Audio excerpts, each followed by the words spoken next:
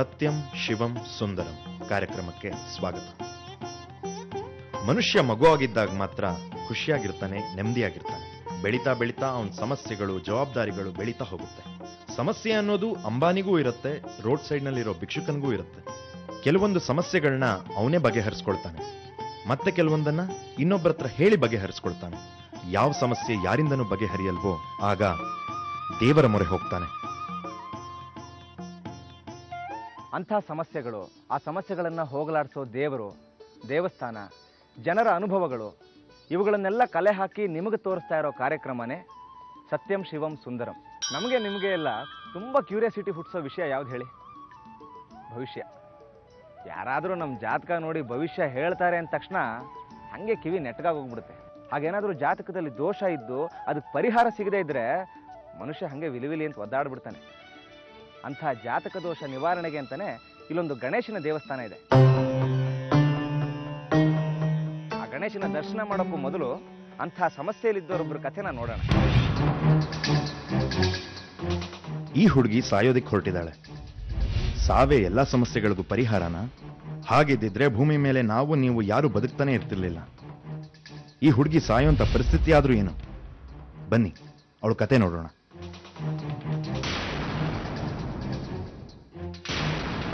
ಅವಳ ಜಾತಕದಲ್ಲಿ ದೋಷ ಇರೋದು ಅವಳ ತಪ್ಪ ಶಾಸ್ತ್ರಗಳೇ.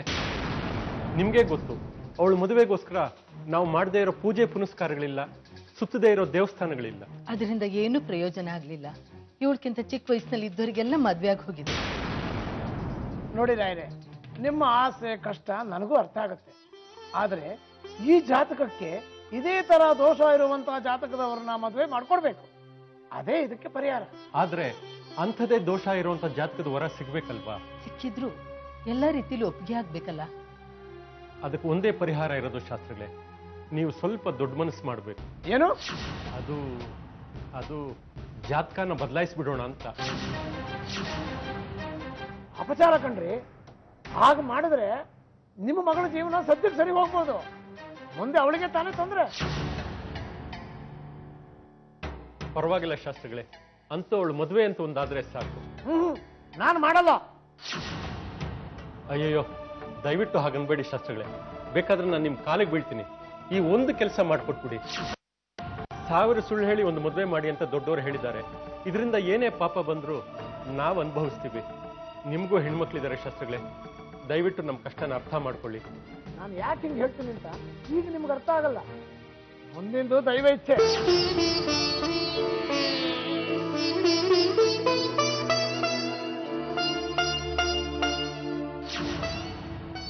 ರಾಹುಲ್ ಅಂತ ಇವನು MBA ಮುಗಿಸಿದಾನ.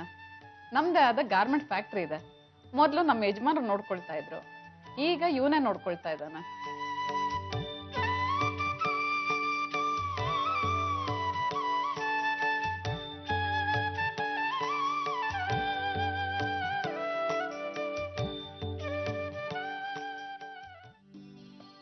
ರಾಹುಲ್, ಇವ್ರು ನೋಡಿದ್ರೆ ತುಂಬಾ ಒಳ್ಳೆ ಜನ ಅಂತ ಅನ್ಸುತ್ತೆ ಕಣೋ.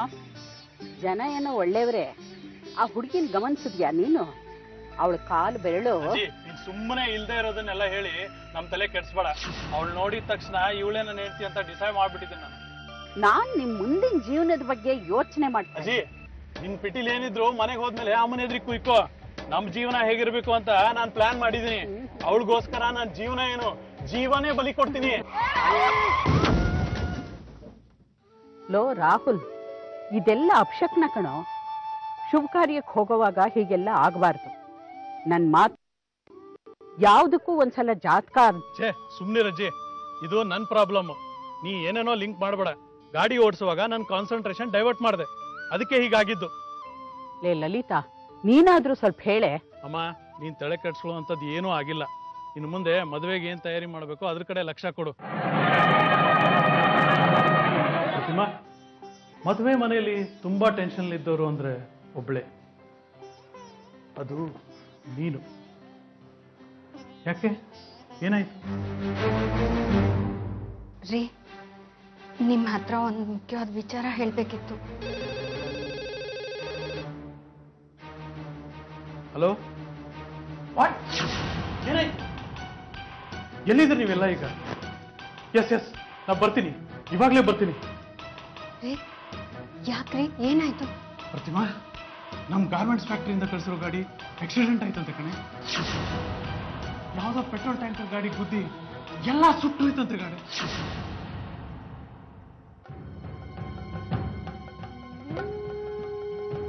ಹೆತ್ತೋರು ಜವಾಬ್ದಾರಿ ತೀರಿಸ್ಕೊಳಕ್ ಮಾಡಿದ ತಪ್ಪಿನಿಂದ ಇವತ್ತು ಈ ಹುಡುಗಿ ಜೀವನ ಚೂರ್ ಚೂರೆ ಹಾಳಾಗಿ ಸಾಯೋ ಅಂತ ಹಂತ ತಲುಪಿದೆ.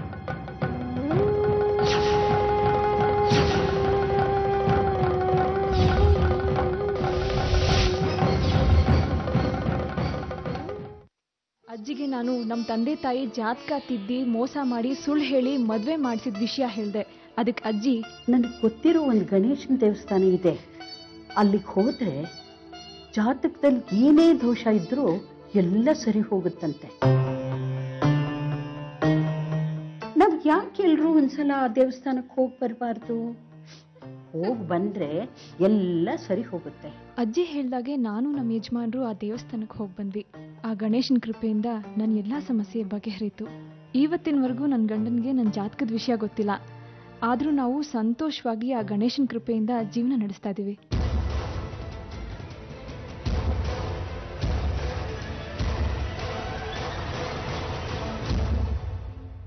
ನಾವಿಷ್ಟೊತ್ತು ಮಾತಾಡ್ತಾ ಇದ್ದಂತಹ ಗಣೇಶನ ಮಂದಿರ ಇದೆ. ಬನ್ನಿ, ಈ ದೇವಸ್ಥಾನದ ಪರಿಚಯ ನಿಮಗೆ ಮಾಡಿಸ್ಕೊಡ್ತೀನಿ.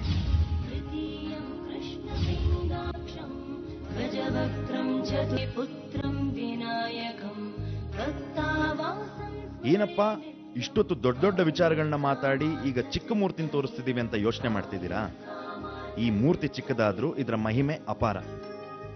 ಈ ದೇವಸ್ಥಾನ ಆಗೋದಕ್ಕೆ ಒಂದು ಇಂಟ್ರೆಸ್ಟಿಂಗ್ ಆಗಿರೋ ಇತಿಹಾಸ ಇದೆ.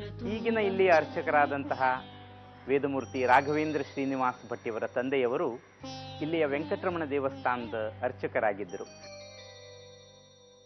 ತಂದೆಯವರಾದಂತಹ ಶ್ರೀನಿವಾಸ ನರಸಿಂಹ ಭಟ್ರವರಿಗೆ ತನ್ನ ಮನೆಯ ಬಾವಿಯಲ್ಲಿ ಗಣೇಶ ಇರುವಂತಹ ಒಂದು ವಿಷಯ ಕನಸಿನ ಮೂಲಕ ಅರಿವಿಗೆ ಬಂತು. ಗಣೇಶ ಕನಸಿನಲ್ಲಿ ಬಂದು ಹೇಳಿದ, ತಾನು ಈ ಬಾವಿಯಲ್ಲಿದ್ದೇನೆ, ತನ್ನನ್ನು ಪ್ರತಿಷ್ಠಾಪನೆ ಮಾಡು, ಒಳ್ಳೆಯದಾಗ್ತದೆ. ಶ್ರೀನಿವಾಸ ಭಟ್ರಿಗೆ ಅವರ ಆರ್ಥಿಕ ಸಬಲತೆ ಇಲ್ಲದಿರುವುದರಿಂದ ಅದು ಸಾಧ್ಯವಾಗಲಿಲ್ಲ. ಈ ದೇವಸ್ಥಾನದ ಮುಖ್ಯ ಅರ್ಚಕರು, ಗಣೇಶನ ಆರಾಧಕರು ಹಾಗೂ ಈ ದೇವಸ್ಥಾನದ ಸಂಸ್ಥಾಪಕರಾದ ಶ್ರೀ ರಾಘವೇಂದ್ರ ಭಟ್.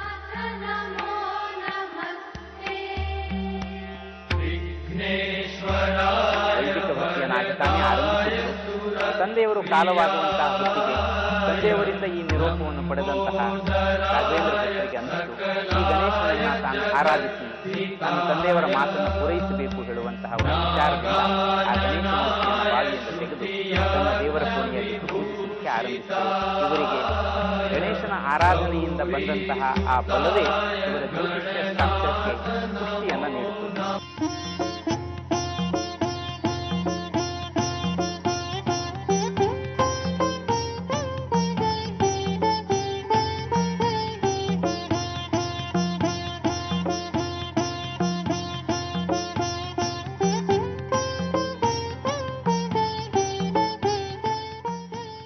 ಈ ದೇವಸ್ಥಾನದ ಇತಿಹಾಸದ ಬಗ್ಗೆ ಕೇಳಿದಾಗ ರಾಘವೇಂದ್ರ ಭಟ್ರು ಹೇಳಿದ್ದು ಇದು. ನಿನಗೊಂದು ಮಂದಿರ ಕಟ್ಟಬೇಕಂತ ನಾನು ಮನಸ್ಸಿನಲ್ಲಿ ಮಾಡಿದ್ದೇನೆ. ಅದನ್ನು ಯಾರಿಗೆ ಬುದ್ಧಿ ಕೊಟ್ಟು ಅದನ್ನು ಆ ಮಂದಿರ ನಿರ್ಮಾಣ ಮಾಡಿಕೊಳ್ಳೋದು ನನ್ನ ಹತ್ರ ಶಕ್ತಿ ಇಲ್ಲ. ಶೀಘ್ರವಾಗಿ ಮಂದಿರ ಕಟ್ಟುವಂಥ ಒಂದು ಬುದ್ಧಿಶಕ್ತಿ ಪ್ರೇರಣೆ ನನಗೆ ಕೊಡುವ ಅಂಥೇಳಿ ಆ ಉಪಾಸನೆ ವೇಳೆಯಲ್ಲಿ ನನಗೊಂದು ಜಗನ್ನಾಥ ಶಿಣಿ ಅಂತ ಹೇಳಿ ಮೈಸೂರು ಗಣೇಶ್ ಬಿಡಿ ಅವರು ಪಾಲುದಾರರವರು ಬಂದು ಅವರು ಕಷ್ಟ ಪರಿಹಾರಾರ್ಥವಾಗಿ ಅವರ ಜಾತಕವನ್ನು ತೋರಿಸಿದರು. ಅವರು ಮೈಸೂರಿನಲ್ಲೇ ಬಂದು ಇನ್ನು ಪರಿಹಾರ ಮಾಡಿಕೊಡಿ ಅಂತ ಹೇಳಿದರು. ಜಪ ತಪಾದಿಗಳನ್ನು ಮಾಡೋದಿತ್ತು, ಅದನ್ನೆಲ್ಲ ನಾನು ಮಾಡ್ಕೊಂಡು ಬಂದೆ. ಮಾಡ್ಕೊಂಡು ಬರುವಾಗ ಅವರಿಗೆ ಒಂದು ನಾನು ಮಾತು ಹೇಳಿದೆ, ತಂದೆಯವರ ಒಂದು ಹೇಳಿದ ಆಜ್ಞೆಯಂತೆ ಒಂದು ಗಣೇಶ ಮಂದಿರವನ್ನು ಕಟ್ಟಲಿಕ್ಕೆ ನನಗೆ ನಿಮ್ಮ ಸಹಾಯ ಬೇಕು ಅಂತೇಳಿ ನಾನು ಅವ್ರ ಹತ್ರ ಹೇಳಿದಾಗ ಅವರು ಒಂದು ತಿಂಗಳಲ್ಲಿ ನನಗೆ ಉತ್ತರ ಹೇಳಿದರು, ನೀನು ಹೇಳಿದ್ದು ಒಂದು ಗರ್ಭಗುಡಿಯ ವಿಷಯ, ನಾನೆಲ್ಲ ಮಂದಿರವನ್ನು ನಾನೇ ಮಾಡಿಕೊಡ್ತೇನೆ ಅಂತ ಹೇಳಿ ಅವರು ನನಗೆ ಪುನಃ ವಚನ ಕೊಟ್ಟರು. ಕುಟುಂಬ ಸಮೇತ ಬಂದು ಇಲ್ಲಿ ಶಿಲಾನ್ಯಾಸ ಮಾಡಿಕೊಂಡು ಅವರು ವೀಳ್ಯ ಕೊಟ್ಟುಕೊಂಡು ಏನು ಅದಕ್ಕೆ ಆರ್ಥಿಕವಾಗಿ ಸಹಾಯ ಬೇಕು ಅದನ್ನು ಮಾಡಿಕೊಂಡು ಶುಭ ಮುಹೂರ್ತದಲ್ಲಿ 2000ನೇ ಇಸ್ವಿ ಆ ವೇಳೆಯಲ್ಲಿ ಅವನು ಮಾಘಶುದ್ಧ ಚತುರ್ಥಿ ಗಣೇಶ ಜಯಂತಿ ಅಂತ ಹೇಳ್ತಾರೆ, ಆ ದಿನದಲ್ಲಿ ಪ್ರತಿಷ್ಠಾಪನೆ ಮಾಡಿತು. ಕಳೆದ 10 ವರ್ಷಗಳಿಂದಲೂ ಅನೇಕ ಭಕ್ತರನ್ನ ತನ್ನೆಡೆಗೆ ಆಕರ್ಷಿಸಿಕೊಂಡಿದೆ, ಸೆಳೆದುಕೊಂಡಿದೆ. ಜೊತೆಗೆ ಬಂದಂತಹ ಭಕ್ತರಿಗೆ ಅವರ ಇಷ್ಟಾರ್ಥಗಳನ್ನು ಸಿದ್ಧಿ ಮಾಡಿಕೊಂಡು ವರವನ್ನ ನೀಡಿ ಅವರ ಜೀವನ, ಅವರ ಬದುಕನ್ನ ಅತ್ಯಂತ ಸುಗಮವಾಗಿ ಸಾರ್ಥಕವನ್ನಾಗಿ ಮಾಡಿದೆ. ಇಲ್ಲಿ ಜಾತಕದ ದೋಷ, ವ್ಯಾಪಾರದ ಸಮಸ್ಯೆ, ಇನ್ನು ಸಾಕಷ್ಟು ರೀತಿಯಲ್ಲಿ ಕಷ್ಟ ಅನುಭವಿಸ್ತಿರೋರು ಪರಿಹಾರಕ್ಕೋಸ್ಕರ ಗಣೇಶನ ಮಂದಿರಕ್ಕೆ ಬರ್ತಾರೆ.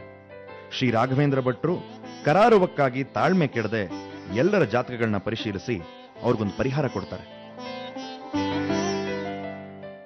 ಈ ಮಂದಿರಕ್ಕೆ ಬಂದು ಗಣೇಶನ ಹತ್ರ ಆಶೀರ್ವಾದ ಪಡ್ಕೊಂಡಿರೋ ಭಕ್ತರು ಬೇಕಾದಷ್ಟು ಜನ ಇದ್ದಾರೆ. ಅವ್ರು ಇಲ್ಲಿಗೆ ಬಂದಾಗ ಯಾವ ರೀತಿ ಅನುಭವ ಆಯ್ತು, ಏನ್ ಸಮಸ್ಯೆ ಇತ್ತು ಅಂತ ಅವ್ರ ಹತ್ರ ಕೇಳಿದಾಗ, ನಮ್ಮ ತಾಯಿಗಂದ್ರೆ ಮೆಂಟಲಿಯಾಗಿ ಫುಲ್ಲಿ ಅಬ್ನಾರ್ಮಲ್ ಆಗಿದ್ರು ಅವರು. ಅಂದ್ರೆ ಅವರಿಗೆ ಏನು ಹೇಳ್ತಾರೆ, ಈಗ ಮ್ಯಾಡ್ ಪೀಪಲ್ ಎಲ್ಲ ಯಾವ ತರ ಮಾಡ್ತಾರೆ ಅದೇ ತರ ಅವರು ಮಾಡ್ತಾ ಇದ್ರು. ಸಡನ್ ಆಗಿ ಫುಲ್ ಅನ್ಕಾನ್ಶಿಯಸ್ ಅಂತ ಹೇಳ್ತಾರಲ್ಲ ಆ ತರ ಆಗಿದ್ರು. ಮತ್ತೆ ಹಾಸ್ಪಿಟಲ್ಗೆ ಅಡ್ಮಿಟ್ ಮಾಡಿದ್ವಿ. ಫುಲ್ 1 ಮಂತ್ ಫುಲ್ ಅವರು ಹಾಸ್ಪಿಟಲ್ ಇದ್ರು. ಡಾಕ್ಟರ್ ಹೇಳಿದ್ರು ಆಕ್ಚುಲಿ 3 years ತಗೊಳುತ್ತೆ ಇದು ಕ್ಯೂರ್ ಆಗ್ಲಿಕ್ಕೆ ಅಂತ ಹೇಳ್ಬಿಟ್ಟು ಮನೆ ಕರ್ಕೊಂಡು ಬಂದ್ವಿ. ಮನೆ ಕರ್ಕೊಂಡು ಬಂದು ಯಾರ ಸೊಲ್ಯೂಷನ್ ಕೇಳುವಾಗ ಎಲ್ಲರೂ ಹೇಳ್ತಾ ಇದ್ರು ಬ್ಲ್ಯಾಕ್ ಮ್ಯಾಜಿಕ್ ಅಂತೆಲ್ಲ ಹೇಳ್ತಾ ಇದ್ರು. ಮನೇಲಿ ಎಲ್ಲ ಇದ್ರು, ಯಾರು ಸಪೋರ್ಟಿಗೆ ಬರಲಿಲ್ಲ. 12 ಗಂಟೆ ರಾತ್ರಿಗೆ ಈ ಪ್ಲೇಸಿಗೆ ಬಂದಿದ್ದು. ಸ್ವಲ್ಪ ಹಣಕಾಸು ಮುಗ್ಗಟ್ಟು ಎಲ್ಲ ತಳ್ಕೊಳಕಾಗಿತ್ತು. ನಮ್ದವರೇ ನನಗೆ ಮೋಸ ಮಾಡಿದ್ರು. ಜೊತೆಲಿರೋರಿಂದ ನನಗೆ ಪ್ರಾಣಕ್ಕೂ ಅಪಾಯ ಆಯಿತು. ಅದೆಲ್ಲ ನನ್ಗೆ ಗೊತ್ತಾಗಿ ಏನು ಕೆಲಸ ಮಾಡೋಕೆ ಹೋಗ್ಲಿ ಏನೋ ಒಂದು ಸಣ್ಣ ಪುಟ್ಟ ವಿಘ್ನ ಬರ್ತಾನೆ ಇರೋದು. ಅದು ಜೀವನನೇ ಬೇಡ ಅನ್ನಿಸ್ಬಿಟ್ಟಿತ್ತು. 2003 ನಮ್ಮ ತಂದೆ ಎಕ್ಸ್ಪೈರ್ ಆದರು. ಸೊ ಅವಾಗ ನಮಗೆ ಏನು ಗೊತ್ತಾಗಲಿಲ್ಲ. ಸೊ ಆಗ ಅಲ್ಲಿ ಬೆಟ್ರಿಗೆ ನಾವು ಫೋನ್ ಮಾಡಿ ಹೇಳಿದ್ರಿ ಈ ಥರ ನಮ್ಮ ತಂದೆ ಎಕ್ಸ್ಪೈರ್ ಆದರು ಅಂತ ಹೇಳಿದ್ರಿ. ಸೊ ಆಗೇನಾಯಿತು ಅಂದರೆ ನಮಗೆ ಸ್ವಲ್ಪ ಫ್ಯಾಮಿಲಿ ಕಡೆಯಿಂದ ಪ್ರಾಬ್ಲಮ್ ಆಯಿತು. ನಿಮ್ಮ ತಂದೆಗೆ ಆ ಥರ ಮಾಡಿದ್ದೀರಿ, ಈ ಥರ ಮಾಡಿದ್ದೀರಿ, ನೀವು ಮುಂದೆ ಲೈಫಲ್ಲಿ ಮುಂದೆನೇ ಬರಲ್ಲ, ಮನೆ ಕಟ್ಟೋಕ್ಕೆ ಆಗಲ್ಲ ಅಂದು. ನಮ್ಮ ತಂದೆ ತೀರ್ ಹೋದ್ಮೇಲೆ ನಾವು ಭಟ್ರಿಗೆ ಫೋನ್ ಮಾಡಿ ಈ ಥರ ಎಲ್ಲ ಪ್ರಾಬ್ಲಮ್ಸ್ ಆಗ್ತಿದೆ ಭಟ್ರೆ ಅಂತ ಹೇಳಿದ್ರಿ.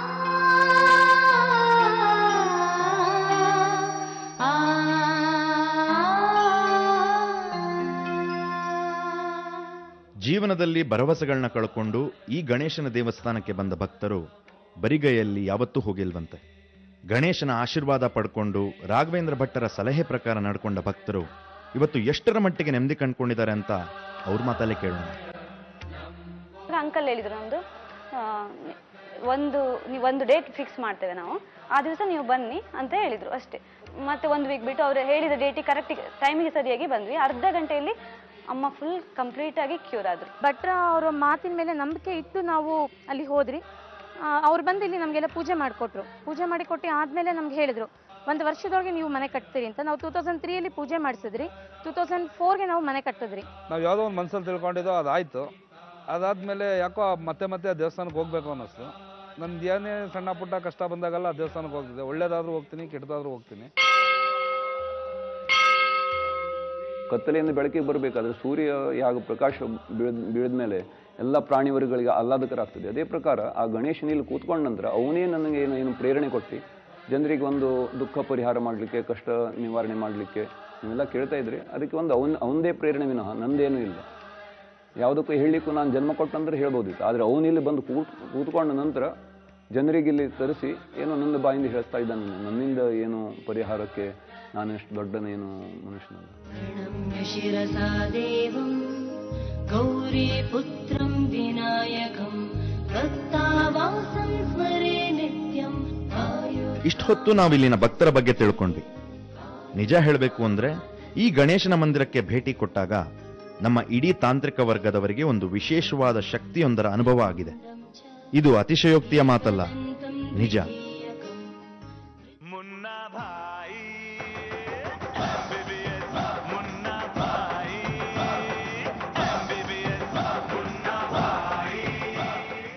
ಇದೇನಪ್ಪ ಇದು? ಇಷ್ಟೊತ್ತು ದೇವ್ರ ಬಗ್ಗೆ ಮಾತಾಡ್ತಾ ಇದ್ರು, ಇದ್ದಕ್ಕಿದ್ದಂತೆ ಸಂಜಯ್ ದತ್ ಸಿನಿಮಾದ ತುಣುಕುಗಳನ್ನ ತೋರಿಸ್ತಾ ಇದ್ದಾರೆ ಅಂತ ನೋಡ್ತಾ ಇದ್ದೀರಾ? ಸಂಜಯ್ ದತ್ಗೂ ಈ ದೇವಸ್ಥಾನಕ್ಕೂ ಏನ್ ಸಂಬಂಧ ಅನ್ನೋದನ್ನ ಮುಂದಿನ ಭಾಗದಲ್ಲಿ ಹೇಳ್ತೀನಿ.